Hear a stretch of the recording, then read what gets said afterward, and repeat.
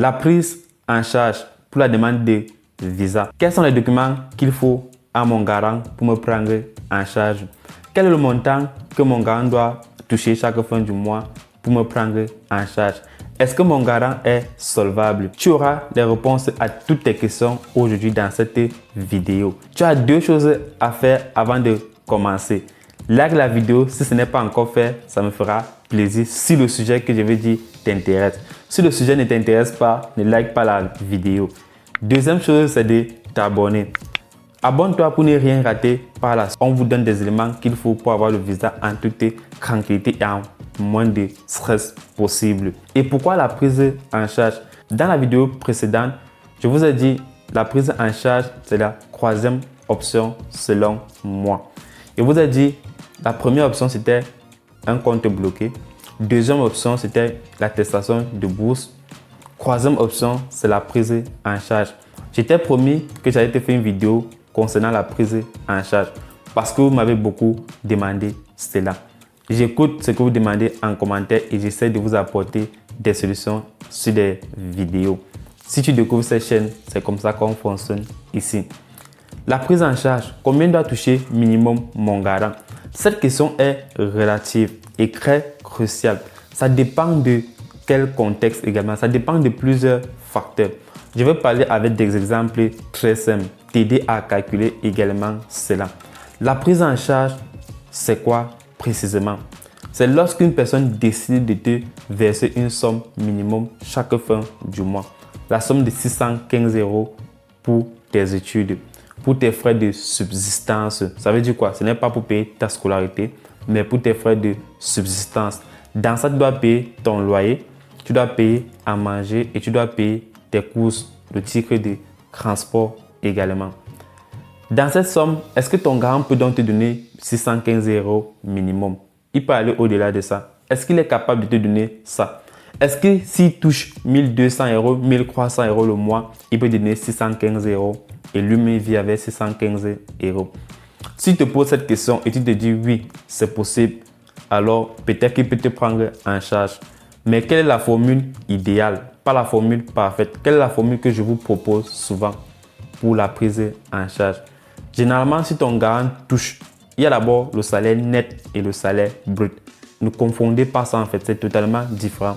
Si ton garant financier touche 2000 € et que c'est brut, avec des impôts, il peut se retrouver à 1600, 1500 € le mois. Regardez beaucoup plus son salaire net. Avec son salaire net, vous pouvez bien faire des approximations. Généralement, si ton garant touche minimum 1800 €, ça veut dire généralement 615 € fois 3. Là, il peut te prendre en charge. Ce n'est pas la formule parfaite. Je n'ai pas dit que s'il touche 1800 € et qu'il pourra te prendre en charge et ça passe. Il peut toucher 1800 € net, ça veut dire 615 € fois 3 et qui paye peut-être un loyer à 1500 €. Tu penses vraiment qu'il va te prendre en charge? Tu penses vraiment qu'il va payer les impôts comment? Bon, on enlève les impôts.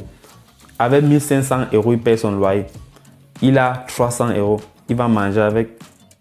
Ça ne suffit même pas. Il y a les factures à payer encore. Donc, tu vois ce que je disais. Par conséquent, si tu as un garant qui a 1800 € et qui paye peut-être son loyer à 600 €, 700 €, 800 €, là, tu vois, ça peut facilement passer. C'est également quand tu as des enfants, c'est 150 € par enfant qu'on essaie un peu de calculer. C'est pour ça que je vous ai dit la prise en charge est très fondamentale et très cruciale en fait. Chaque élément compte. Est-ce que ton garant respecte les critères qu'il faut? Donc, avec ça, tu comprends donc qu'il y a certaines choses à prendre en considération. Essayez de calculer cela. Je vous ai dit, posez-vous les questions et dites-vous, est-ce que ça passe? Est-ce que s'il me donne 615 €, il peut vivre normalement?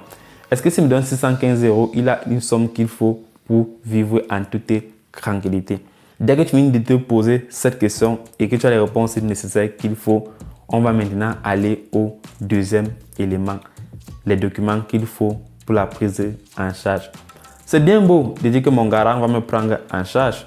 Qu'est-ce qui prouve donc que ton garant touche ce montant? Qu'est-ce qui prouve que ton garant est solvable? C'est à partir de ces bulletins de paie. C'est à partir de ces documents. Est-ce que ton garant est en règle? C'est à partir des documents qu'on verra si ton garant est en règle. Quels sont les documents que ton garant doit te fournir pour te prendre en charge. Premier document qu'il faut pour te prendre en charge, c'est la pièce d'identité. C'est sa pièce d'identité. La pièce d'identité, c'est quoi précisément? S'il est français, c'est sa carte d'identité. S'il est étranger, c'est son titre de séjour. Est-ce que son titre de séjour est valide? Pendant le temps que tu vas étudier, c'est la première chose à te poser. Si son titre de séjour expire dans quelques mois et tu penses qu'il va te prendre en charge, mon ami, c'est très risqué parce qu'on peut refuser de renouveler son titre de séjour. Et si on refuse de renouveler son titre de séjour, on va lui donner l'autorisation de quitter le territoire français. Et pourquoi te donner le visa?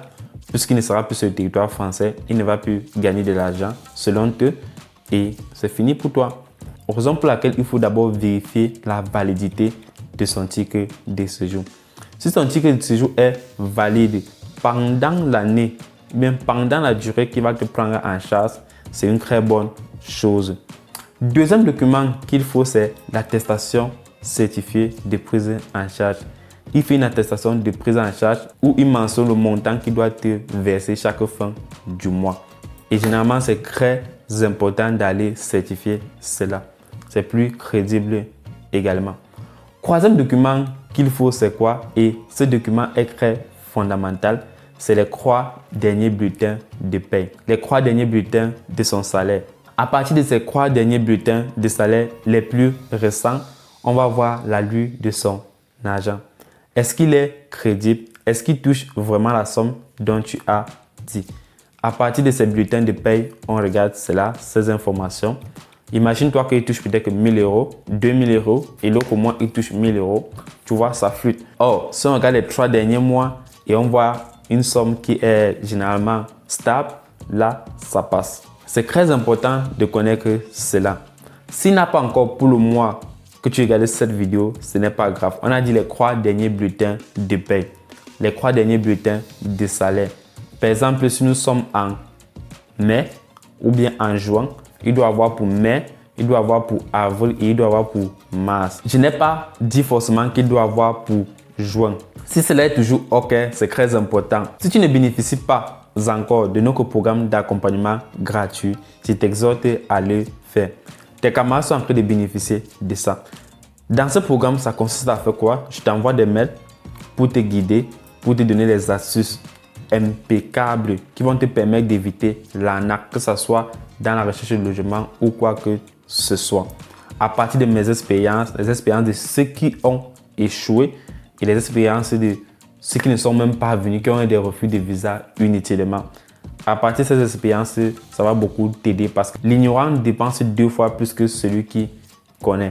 J'espère que tu connais également cette phrase. Il y a un programme vidéo pour toi. Il y a également l'ensemble des documents que nous avons fait pour toi. Tu as une seule chose à faire pour bénéficier de cela gratuitement. Et dis bien gratuitement. Va inscris-toi sur le lien en description de vidéo pour bénéficier de ça. Ok, c'était juste une parenthèse. Dernier document qu'il faut, c'est quoi? C'est son avis d'imposition. Est-ce qu'il paye ses impôts? Est-ce que ton garant paye ses impôts? C'est très fondamental. Si ton garant ne paye pas des impôts, c'est très dangereux. Je t'assure, c'est un document crucial. Rassure-toi qu'il paye ses impôts. Parce que s'il n'est pas en règle, tout est dangereux. Tu vois pourquoi je t'avais dit dans la vidéo précédente que je ferai une vidéo pour t'expliquer cela en toute tranquillité. Parce que c'est très crucial. J'espère que tu as pris note et ça va beaucoup t'aider également par la suite. C'était Ismaël. Abonne-toi et on se retrouve dans les prochaines vidéos.